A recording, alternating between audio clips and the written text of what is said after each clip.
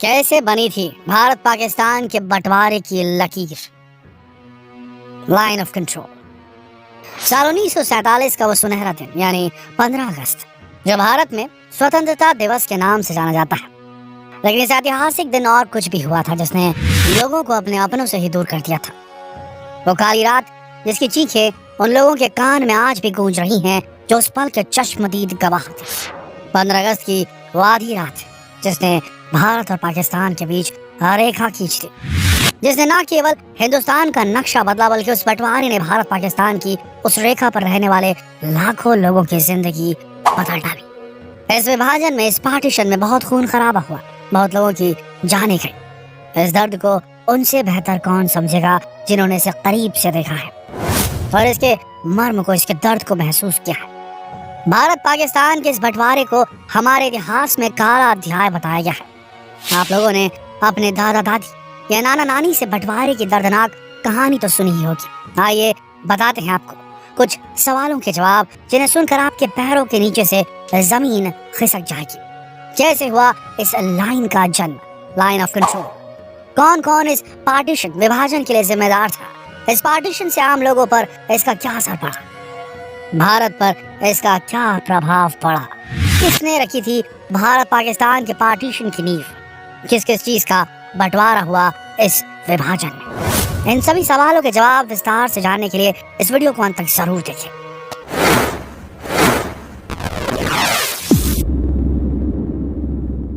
किसने रखी थी भारत पाकिस्तान के पार्टीशन की नींव? भारत में ब्रिटिश सरकारों ने भारत को उनके मुल्क के आधार पर बांट रखा था, या ये कहें हिंदू मुस्लिम के भेदभाव या झगड़े का बीज ब्रिटिश सरकार ने ही बोया था। 1906 में ढाका में मुसलमान नेताओं ने मिलकर मुस्लिम लीग की स्थापना की। 1940 में लाहौर में हो रहे मुस्लिम लीग के एक सम्मेलन में मोहम्मद अली जिन्ना ने पाकिस्तान और भारत के दो अलग अलग राष्ट्र के होने की बात का प्रस्ताव रखा। ब्रिटिश सरकार ने मुस्लिमों और हिंदुओं के बीच के फर्क को अपनी ढाल बनाया और दोनों में फूट डालनी शुरू कर दी। अगस्त मुस्लिम लीग ने सिंधी कार्यवाही दिवस बनाया, जिसके तहत कोलकाता में दंगे कराए। कोलकाता में इस दिन को कोलकाता का भीषण हत्याकांड कहा जाता है। ये दंगे इसलिए कराए गए ताकि सभी नेताओं पर दबाव पड़े और वो भारत पाकिस्तान के इस विभाजन के लिए तैयार हो जाए। जिन्ना के मुस्लिम लोगों के अंतर्गत भारत में हर जगह मुस्लिम हिंदुओं के बीच दंगे फसाद होने लगे, जिसकी वजह से लाखों लोगों की जान जाने लगी और संपत्ति का जो नुकसान हो रहा था वो अलग। इसीलिए कांग्रेस पर दबाव बना और उन्हें लगा कि इस विभाजन को स्वीकार कर लेना चाहिए। अब जानते हैं कि इस पार्टीशन, इस बंटवारे में क्या क्या, किन किन चीजों का बंटवारा हुआ। आपको बता दें, दिलों से लेकर जमीनों तक, किताबों से लेकर टेबल चेयर्स तक, पैसों से लेकर सड़कों तक, झीलों से लेकर नदियों तक, ट्रेनों से लेकर बैलगाड़ियों तक का बंटवारा हुआ था। यहाँ तक कि रेल की पटरियों तक का बंटवारा हुआ। भारत के हिस्से में सारी शराब आई तो पाकिस्तान के हिस्से में सारा धन। लेकिन एक चीज का बंटवारा नहीं हुआ, जो था भारत के गुप्तचर विभाग का। किताबों के पन्नों तक का बंटवारा किया क्या, मंदिरों, मस्जिदों और गुरुद्वारों तक का बंटवारा हुआ। आम लोगों के बीच रिश्तों का बंटवारा हुआ। जो लोग दोस्त थे वो दुश्मन बन गए और दुश्मनों को गले से लगा लिया गया। इस बंटवारे में बंगाल राज्य के 2 बंटवारे हुए और पंजाब के भी 2 बंटवारे किए गए। भारतीय सेना में काम करने वाले सैनिकों को भी भारत और पाकिस्तान में से एक को चुनना पड़ा। इस दौरान करीब 1 लाख से ज्यादा महिलाओं की इज्जत लूटी गई। औरतों से जबरन शादी, अपहरण आम हो गई थी। लोगों की भावनाओं का भी बंटवारा हुआ। भारत के विभाजन के दौरान मुसलमानों ने ताज महल की मांग की थी कि इसे पाकिस्तान में होना चाहिए, लेकिन जो बाद में खारिज कर दी गई। पाकिस्तान की खुशी चरम पर थी क्योंकि वो एक नया मुल्क बनने जा रहा था। पाकिस्तान की नई करेंसी बनने वाली थी, लेकिन अभी पाकिस्तान की नई प्रिंटिंग प्रेस नहीं थी, जिसके कारण उसने भारत की करेंसी रुपए में अपनी मुहर लगाकर कुछ दिन काम चलाया। 1948 तक पाकिस्तान ने भारतीय नोटों पर अपनी मुहरें लगाकर उसे इस्तेमाल किया था। अब बड़ा सवाल, कौन कौन थे इस विभाजन, इस पार्टीशन के जिम्मेदार? इस बंटवारे के लिए मोहम्मद अली जिन्ना और मुस्लिम लीग, हिंदू महासभा, अंग्रेजी हुकूमत और कांग्रेस को जिम्मेदार ठहराया गया। 3 जुलाई 1947 के दिन तय हुआ था कि 15 अगस्त को देश को आज़ादी मिल जाएगी। भारत पाकिस्तान के इस बंटवारे के लिए केवल 3 जुलाई 1947 से 15 अगस्त 1947 तक का ही वक्त दिया गया। इस बंटवारे में हर चीज का बंटवारा हुआ। इस बंटवारे के लिए 2 लोगों को चुना गया था, जो थे HM पटेल और चौधरी मोहम्मद अली। इन दोनों के भारत पाकिस्तान के विभाजन की रिपोर्ट तैयार करने की जिम्मेदारी दी गई थी, जो भारत पार्टीशन काउंसिल के पास जाती थी, जिसके अध्यक्ष लुईस माउंटबेटन थे। ये दोनों फैसला लेने में वक्त लगा रहे थे, इसलिए इन दोनों को सरदार पटेल के घर में बंद कर दिया गया, ताकि ये दोनों अपना फैसला जल्दी सुना सके। और इसीलिए ये फैसला जल्दबाजी में सुनाया गया। इस विभाजन को हड़बड़ी में इसलिए भी किया गया क्योंकि पहले स्वतंत्रता की घोषणा हुई और बाद में विभाजन हुआ। चीजें इतनी बिगड़ गई कि उसे संभाला नहीं जा सका। 1915 में हिंदू महासभा का गठन हुआ था। 1937 में जवाहरलाल नेहरू ने मुस्लिम लीग के सदस्यों को साफ इनकार कर दिया, हम तुम्हें उत्तर प्रदेश की सरकार में शामिल नहीं करेंगे।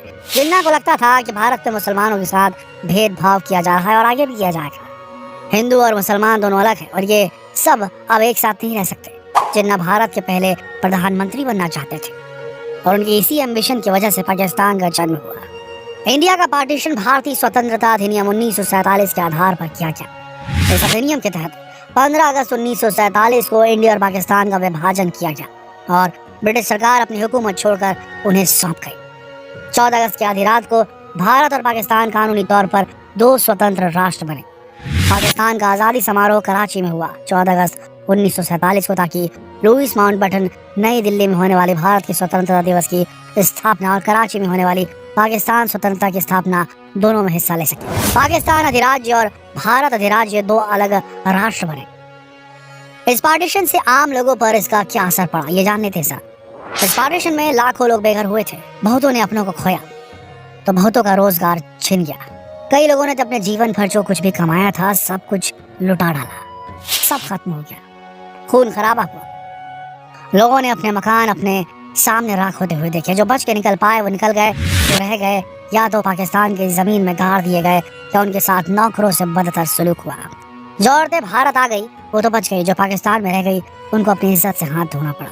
हर तरफ खून खराबा। किसी के हाथ कट गए तो किसी की गर्दन, किसी को जिंदा जलाया गया तो किसी के सामने उसका परिवार खत्म हो गया। उस वक्त ऐसे फोन भी नहीं थे जो पल भर में ही मैसेज फॉरवर्ड करके या वीडियो को वायरल करके संदेश पहुंचा दिया करते। दंगों को कंट्रोल नहीं किया जा सका। दंगों का हाल सब जगह बेहाल था, चाहे वो रेलवे स्टेशन हो या खेल कूद के मैदान। कितने बच्चे अनाथ हुए तो कितनों ने अपने सामने अपने मासूम बच्चों को खो दिया। इस विभाजन ने आम इंसान के दिल पर ऐसी गहरी छाप छोड़ी जो मिटाने पर भी नहीं मिट सकती। भारत के पार्टीशन की रूपरेखा को माउंटबेटन योजना का नाम दिया गया। सर सिरिल रेडक्लिफ ने भारत और पाकिस्तान की रेखा खींची। सर सिरिल रेडक्लिफ लंदन के एक वकील थे। रेडक्लिफ इससे पहले कभी भारत नहीं आए थे, उन्हें भारत के बारे में कुछ भी नहीं पता था। भारतीय जनगणना 1951 के तहत 70 लाख से ज्यादा मुसलमान भारत छोड़कर पाकिस्तान गए और 70 लाख से ज्यादा हिंदू पाकिस्तान छोड़कर भारत आए। और जो मुसलमान भारत में रह गए उन्हें भारतीय मुसलमान कहा जाता है, उन्हें भारत का हिस्सा माना जाता है। दिल्ली के प्रिंसेस पार्क में तिरंगे को सलामी दी गई। हर तरफ खुशी की लहर थी, लेकिन अंग्रेजों ने इस खुशी को मातम बदलने में कोई कसर नहीं छोड़ी। 3 जून 1947 को क्लेमेंट एटली ने ऑल इंडिया रेडियो पर यह ऐलान कर दिया कि देश का बंटवारा किया जाएगा भारत और पाकिस्तान में। ब्रिटिश सरकार का सब कुछ 2 अलग राष्ट्र को दिया जाएगा। 15 अगस्त के दिन नेहरू को फोन पर मिली जानकारी से पता चला कि लाहौर के नए प्रशासन ने हिंदू और सिख धर्म के लोगों के इलाके में पानी की सप्लाई ही काट दी थी। जो लोग पानी मांगते थे उन्हें मारा जा रहा था। लाहौर जल रहा था। नेहरू ने संसद के सेंट्रल हॉल में भाषण दिया। इसे अ ट्रिस्ट विद डेस्टिनी का नाम दिया गया। आजादी से पहले लोग साथ मिलकर अंग्रेजों को भारत से निकालने में एक दूसरे का साथ देते थे, हिंदू या मुसलमान। लेकिन भारत और पाकिस्तान के विभाजन में वही लोग एक दूसरे के दुश्मन बन गए थे। 6 अगस्त को पंजाब के अमृतसर में 60 मुसलमानों का सरेआम सर काट दिया गया। दिल्ली से लाहौर जाने वाली ट्रेन जैसे ही पटियाला पहुंचती है, इस पर जो हमला हुआ, जो लाशें बिछी, वो बहुत दर्दनाक था। ये ट्रेनों में होने वाले हमलों में से पहला हमला था। और जब अमृतसर आने वाली पहली ट्रेन आती है तो लाहौर स्टेशन पर ही लोगों को मारना शुरू कर दिया जाता है। 13 अगस्त को अमृतसर जाने वाली ट्रेन में जिंदा लोग नहीं बल्कि लाशें पहुंचती हैं। ट्रेन पर यह हमला आम हो गया। 14 अगस्त वाले दिन जो ट्रेन अमृतसर आने वाली ट्रेन और ट्रेन के आखिरी डिब्बों पर भारतीयों के लिए एक संदेश भी था कि जवाहरलाल नेहरू के लिए एक तोहफा भेजा गया है। उस रात ने भारत का फ्यूचर पूरी तरह से बदल दिया था। भारत के लिए वो एक नई शुरुआत का दिन था। गुलाम भारत से आजाद भारत होने का सफर आसान नहीं था। ये थी दास्तां जो बहुत ही गमगीन थी। लेकिन भारत की स्वतंत्रता को कुछ इसी तरीके से अंजाम दिया गया, ब्रिटिश छाते के नीचे। उन्होंने कोई कसर नहीं छोड़ी हिंदू और मुस्लिमों में फूट डालने की, और आज भी वही हो रहा है। अब भी समझ जाइए, अब भी मौका है। जितना हो सके इस संदेश को देश भर में फैलाइए, फेसबुक पर, व्हाट्सएप पर, यूट्यूब पर इस वीडियो को शेयर कर। कल फिर मिलेंगे एक और दिलचस्प कहानी के साथ, एक और दिलचस्प जानकारी के साथ। अब तक के लिए आप सबका इस वीडियो के अंत तक बने रहने के लिए दिल से धन्यवाद।